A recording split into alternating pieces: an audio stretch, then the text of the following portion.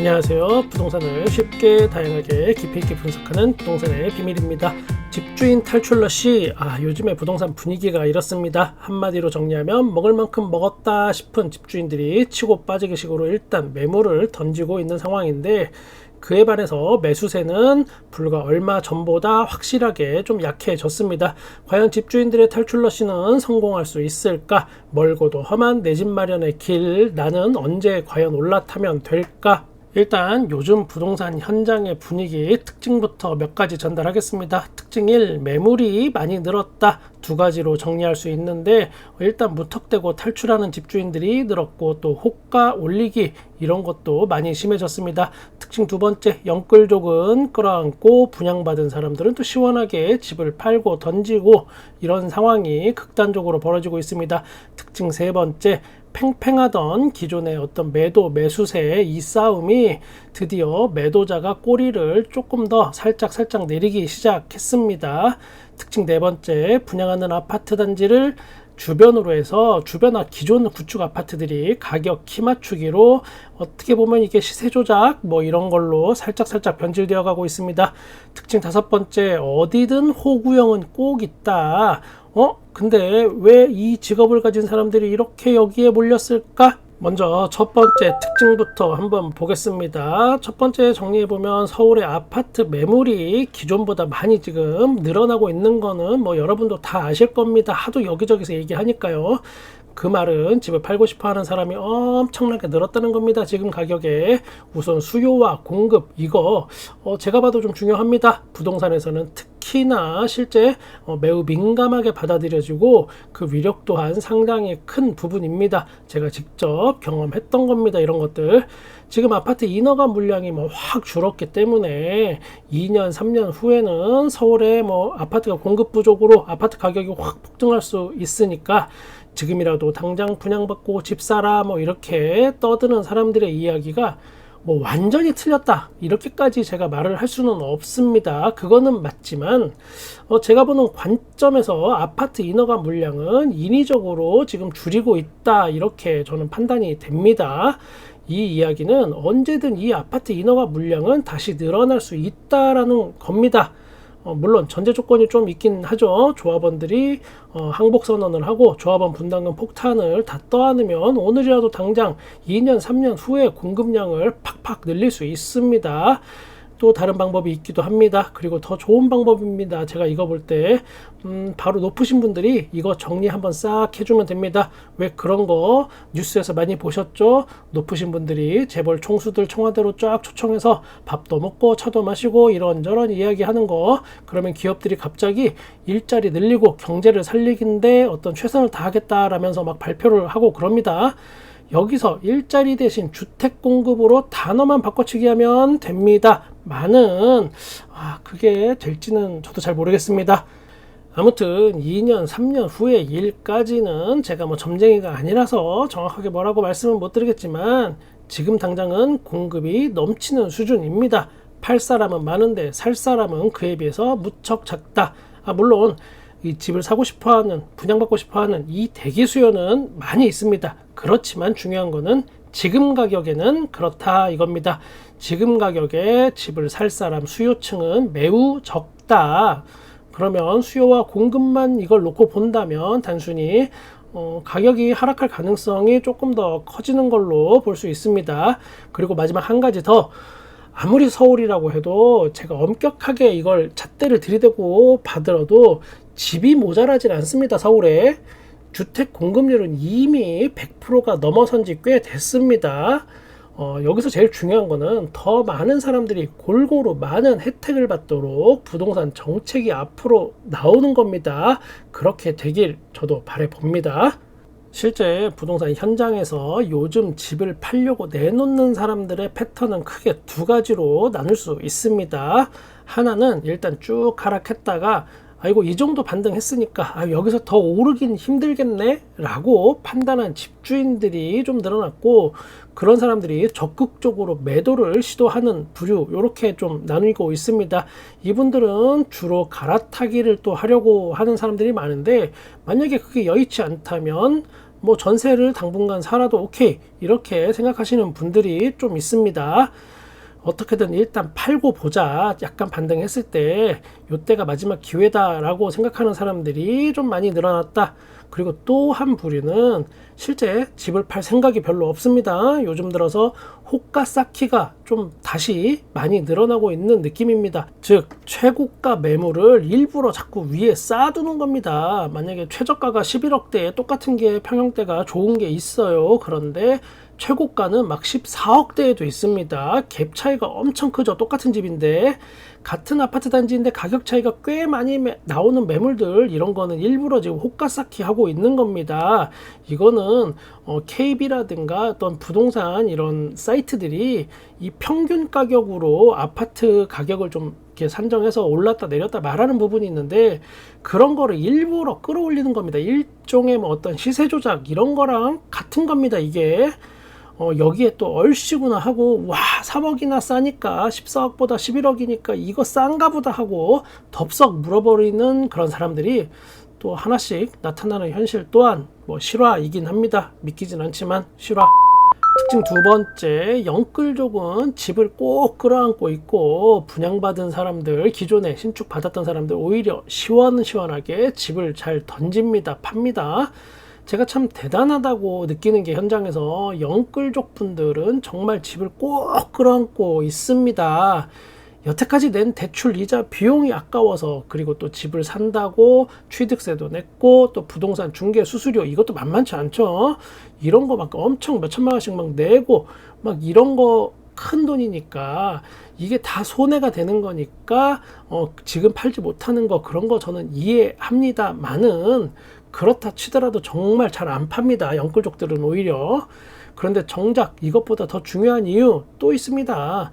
지금 조금 반등했다고 내가 집을 팔면 만져보지도 못한 돈 1억, 2억, 3억 이게 손해나는 게 문제가 아니고, 어디 가서 제대로 전세 살기도 힘든 경우가 꽤 많습니다. 영끌족 내가 끌어들인 돈이 다 날라갔기 때문에 손해 남는 게 없는 거예요. 지금 팔아도. 그러니까 절대로 집을 팔지 못하고 그냥 집을 꼭 끌어안고 있는 겁니다. 오히려 10년 이내에 신축 아파트에서 분양받았다가 입주했던 분들이, 요런 분들이 상대적으로 매도를 잘 합니다. 자기가 분양받았던 가격보다는 확실하게 많이 오른 거니까 지금. 그러니까 적당한 수준에서 치고 빠져야겠다라는 생각을 이분들이 또 굉장히 잘 합니다. 그래서 영끌족보다 오히려 집을 더 잘 팝니다. 그리고 그 사람들보다 더 매도를 잘하는 사람들이 바로 다주택자입니다. 이 부분이 어쩌면 누군가한테는 또 힌트가 될 수도 있겠습니다. 현장에서 일어나는 그대로의 사실입니다. 특징 세 번째, 그 팽팽하던 매도세 매수세 이 싸움이 드디어 매도자가 꼬리를 살짝 내리기 시작했습니다. 이런 경우가 많아졌습니다. 지난 부동산 폭등기에는 매도자가 완벽한 우위에 있었습니다. 매수자, 그러니까 집을 사는 사람들이 그 비싼 가격에 집을 사주면서도 굽신굽신 거리고 제발 집 좀 팔아주세요 하면서 돈을 막 싸들고 덤볐습니다. 물론 자기 돈 아니죠. 이 중에 거의 뭐 절반은 다 빌린 돈이죠. 실제로 제가 그때 중간에서 이걸 중계를 하면서 이 각자의 이야기를 들어보면 이랬다 이겁니다. 제가 지금 하는 이야기가 절대로 과장된 이야기가 아님을 다시 한번 정확하게 말씀드립니다. 그리고 그때는 매도자가 계약금 이미 다 받고 나서 갑자기 마음이 변해서 내가 너무 싸게 파는 것 같다면서 계약 해지하자고 난리치고 그랬습니다. 뜬금없이 5천만 원 더 올려달라 막 이러고 말도 안 되는 이야기 했습니다.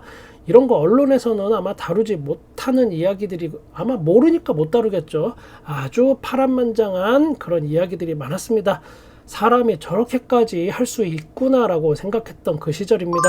그렇게 일방적으로 매도자 우세의 시간이 지나고 나서 부동산 거래가 없고 하락세가 심하던 작년 이맘때 뭐 요때쯤에는 상황이 좀 반대로 변했습니다.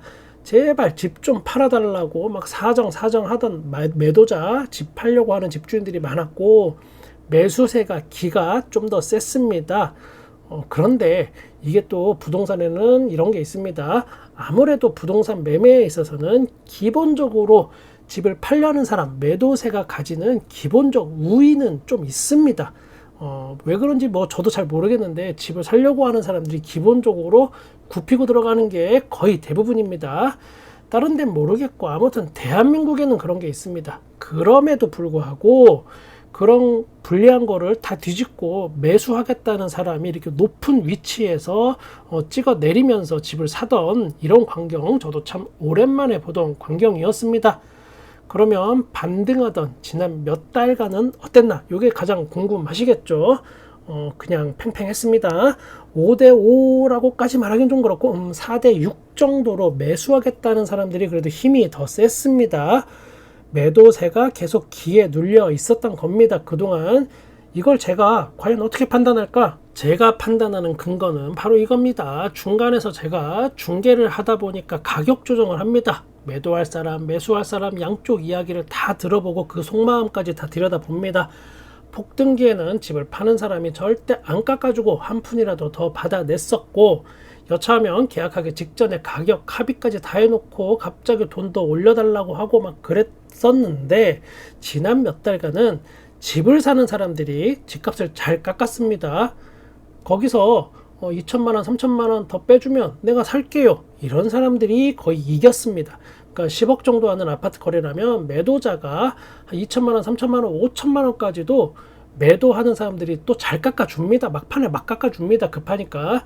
결국은 아쉬운 사람이 상대의 원하는 걸 다 들어주게 되어 있는 게 기본적인 룰입니다. 이런 걸 뉴스에서 절대 알려주지 않습니다. 모르니까. 집값이 반등한다고 거래량이 3,000건 밖에 되지 않지만 뭐 많을 때는 15,000건까지도 됐었는데 마치 어마무시한 부동산 폭등이 막 지금 일어난 것처럼 떠들었었고, 실제 부동산 거래 현장에서 기싸움은 매도자가 집을 팔고 싶어도 팔지 못하는 그런 안달난 상황이 더 많았습니다. 제가 지난 영상들에서도 꾸준히 이야기했는데 제 채널의 파급력이 어떤 세상에 영향을 줄 만큼 크진 않기 때문에 저도 이런 이야기 많이 했지만 좀 아쉬움이 많이 남긴 했습니다. 특징 네 번째, 분양하는 아파트 단지를 주변으로 해서 가격 키 맞추기, 이걸로 시세 조작을 하는 경우가 굉장히 많습니다.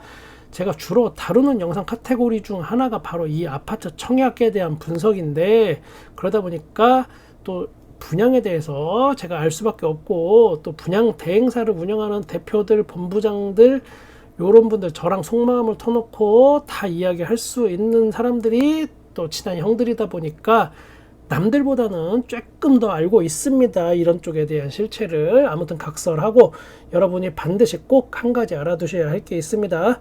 지금 서울에 분양할 아파트 단지들 엄청 많습니다. 강동구, 동대문구, 성동구, 송파구 등등등. 강남도 많지만 강남은 별도의 어떤 자기들만의 리그가 있고 분상제가 없어지기를 기다리느라 또 뒤로 지금 미루고 있습니다. 내년으로 일정을 돈 더 받겠다는 얘기죠. 아무튼 이렇게 아파트 청약 일정이 잡히기 얼마 전부터 주변 아파트들이, 구축 아파트들이 급매가 갑자기 싹 사라지고 일반 가격보다 호가가 높은 것들이 막 나타납니다. 급매가 사라지는 게 거래가 돼서 사라지는 게 아니다, 이 얘기하는 겁니다. 제가 지금 9월달, 10월달에 청약 예정인 곳들이 지금 현재 많은데 이미 지금쯤은 주변 아파트 시세에 대한 어떤 조작은 이미 끝났을 것. 그게 인위적인 것인지 아니면 자연스러운 현상인지 저도 정확히는 뭐 알 수 없지만 일일이 내부 사정은 다 알 수 없어서 아무튼 그렇습니다. 그러면 왜 이런 일이 일어날까? 그래야 분양가가 싸 보이니까요. 그래야 사람들이 몰려들겠죠. 기존 아파트랑 가격을 비교하니까. 여기서 더 깊은 이야기를 제가 하고 싶은데 이거 이야기 다 하다가는 제가 열받아서 뒷목 잡고 쓰러질 것 같아서 그냥 이거는 여기서 뭐 줄이겠습니다. 아무튼 부동산 바닥은 절대 여러분께 공정하지 않습니다. 특징 다섯 번째, 어디에든 어느 종목이든 호구형은 꼭 있습니다. 근데 왜 이 직업을 가진 사람들이 여기에 또 이렇게 많지?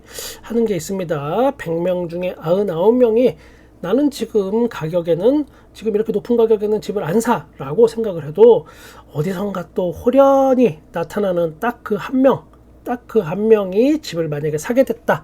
그러면 그게 실거래가가 되고, 집값의 현재 가격을 어떤 공식적으로 인정하는 게 지금의 형태입니다. 이게 옳다고 얘기한 건 아닙니다. 제가 아무튼 그렇게 유지가 된다. 지금 현재 부동산 시장이 특히나 요즘처럼 그런데 거래량 자체가 아주 적은 이런 시절에는 이 한 명이 미치는 파장이 엄청 큽니다. 오류를 많이 범하기도 하고 착시 현상도 많이 보여준다는 겁니다. 제가 현장에서 느끼는 거는 이거는 좀 말하기 제가 좀 조심스럽긴 한데 이건 그냥 제 개인적인 체감일 뿐 절대 일반화할 수 없는 이야기입니다. 제가 유독 젊은 층에게 좀 인기가 많긴 합니다. 일을 하다 보면 집을 팔던 집을 사던 아무튼 젊은 분들 그리고 조금 학력이 높으신 분들이 저를 통해서 많이 중개 거래를 하시는 것 같긴 합니다. 제 체감상. 그 중에서 특히 금융권 여기에 입사한 지 몇 년 되신 분들이 좀 많았습니다. 올해 반등할 때도 역시나 금융권 계신 젊은 30대 손님들이 많았습니다. 제가 뭐 금융권이라고 이렇게 두리뭉실하게 말씀드렸는데 꼭 은행만 있는 건 아닙니다. 그 비슷한 것들 많이 있어요. S대 나온 사람들만 뭐 소수 정예로 뽑는다는 그런 좋은 회사 아니면은 뭐 기관 이런 데서 일하던 금융 쪽에 젊은 30대 분들이 많았다라는 겁니다. 그런데 또 지난 영끌족 사태 때도 요거랑 똑같았습니다. 남들보다 모자란 사람들이 영끌족이 되는 거 절대 아닙니다. 오히려 보통 사람들보다 조금 더 똑똑하다고 할 수 있는 사람들이 이번 방등장 그리고 저 지난 영끌족 사태 이럴 때 또 변함없이 많았다라는 거 저도 잘 이해는 안 갑니다만 아무튼 그랬습니다. 제 채널의 영향력이 미미합니다. 하지만 그래도 제가 힘내서 있는 그대로 이야기를 이렇게 자신있게 여러분께 전달할 수 있는 거는 바로 여러분의 응원 덕분입니다. 댓글로 큰 힘을 주시는 분들 그리고 또 소리 없이 꾸준히 제 채널을 시청해 주시는 분들 그리고 또 제가 혹시나 바쁘거나 아파서 업로드가 좀 늦어졌을 때 검색해서 일부러 찾아와서 들여다 봐주시는 분들 바로 이런 여러분이 이 채널의 진짜 주인이신 겁니다. 저는 여러분의 부동산에 끝까지 함께 하겠습니다. 구독과 좋아요 알람 설정 감사합니다. 부동산의 비밀이었습니다.